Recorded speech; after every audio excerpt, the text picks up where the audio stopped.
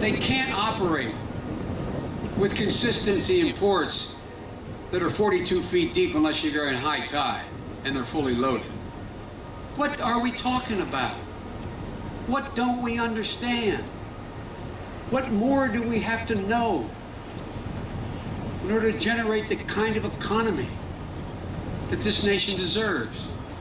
Ladies and gentlemen, I apologize to my colleagues because they've heard me say this time and again. There's nothing to do with Barack Obama and Joe Biden. But this nation's ready to get up, man. It's ready to get up and roar. We're going to lead the world in the 21st century in the economy. There is not, as they used to say in my old neighborhood, there's no other country that's a patch on our genes. I really mean it. The future is America. Is this not China? Is this not Indonesia? It's not Europe. It's not India. It's here. It's here in America. But there's only a couple things holding us back. Where do people go to build their plants? They go to build their plants with good reason, where they can get the greatest return on their investment, where they can do it the most economically, and where they can do it quickly and reliably. And it makes a difference if they get delayed a day getting out of port. Or it makes a difference whether or not they can fully load every one of those container ships and have to leave 2, 5, 10, 20% of the cargo off because the draft is too deep. It makes a difference whether they can do it safely and securely because it's profit. Time is money. Time is money. Well, ladies and gentlemen, 500,000 manufacturing jobs have come back to the United States already. This port alone supports over 350,000 jobs. As I said, good jobs, decent jobs, not minimum wage jobs. Ladies and gentlemen, it's not just Savannah, it's important to Atlanta. That's why Mayor Kasim Reed is here today. It's important to the entire state of Georgia what's happened in this port. Traffic is going to increase substantially once this canal project is done in 2015, and you need even greater capacity to accommodate the opportunity. You know, Johnny and Saxby have been working like the devil on their colleagues, Democrat and Republican, to get into the game here, to get into the game. Like I said, I hope we get past this notion that somehow infrastructure has a partisan label to it, man. Eisenhower did the biggest infrastructure project in the history of the world, interstate highway system. Republican and Democratic presidents have focused on infrastructure. You know the interesting thing about infrastructure? You can't pick it up and take it away. It doesn't go abroad. It's here. It stays. It creates jobs while you're building it. It sustains jobs when it's over. Ladies and gentlemen, the fact of the matter is that just ask Caterpillar or Kia or Target why they brought their manufacturing here to this area. They have two major rail lines called CSX and Norfolk Southern right here in this terminal. This is a great port, but you'd be half the port without it. They're as important as you are. The rails as important as you are. The highway system is as important as you are. And ladies and gentlemen, that's why they're here, because of the connectivity. Because all the products that are imported can get around the world, around the nation, and everything that's made, whether or not it's made up in the mayor's home, the secretary's hometown, or made in the port of made in Delaware, or made out in the middle of Kansas, in order to get overseas, 95% of the time you're putting it in the belly of a ship or the back of a ship. So, folks, I think it's time we understand a couple things. Exports, as these guys know better than I do, for the first time have reached $2.2 trillion. Exports.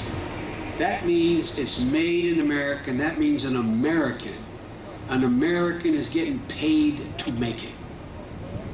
That's a big deal. You export more than any other port, period.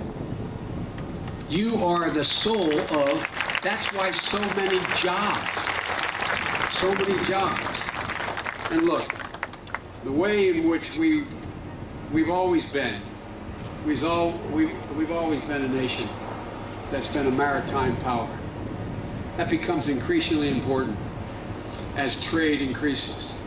And one of the things we're working on, and again, these guys are in the deal too. The President and I initiated 2 major new trade agreements.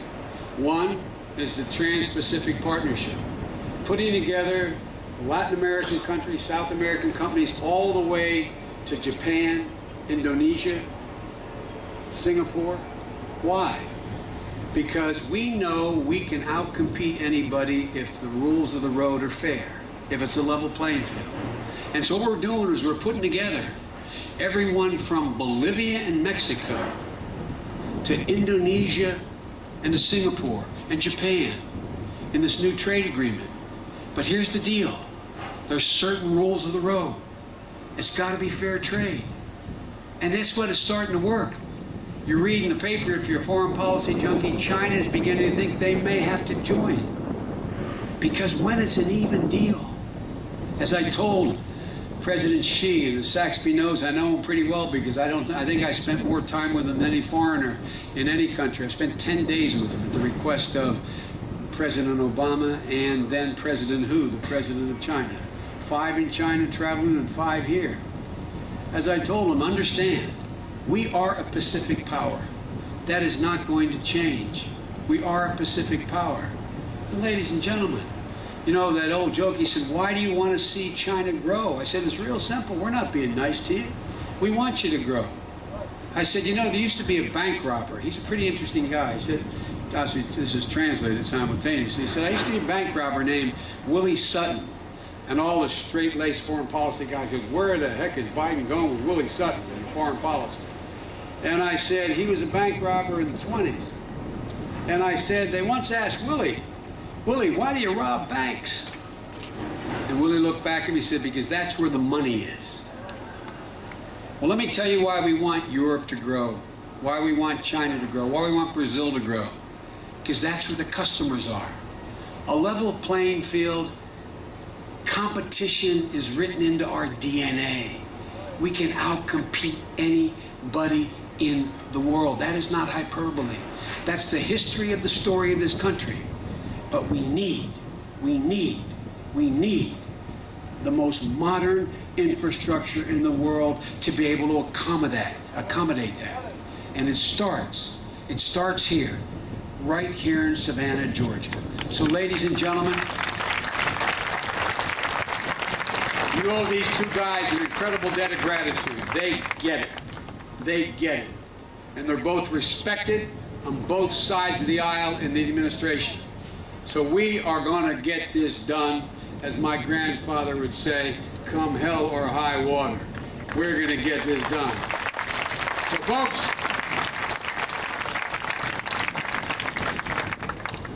global commerce is going to radically change in the next 3 to 5 years.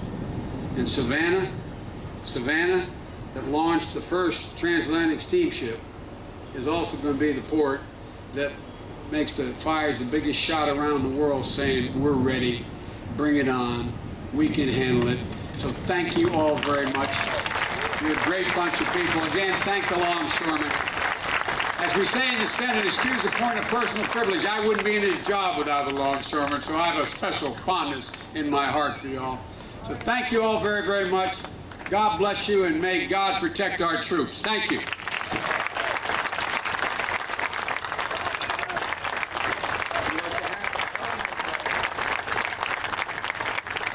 In case you're wondering, it says Georgia Ports Authority. I maybe need to jump. Thank you. Good job.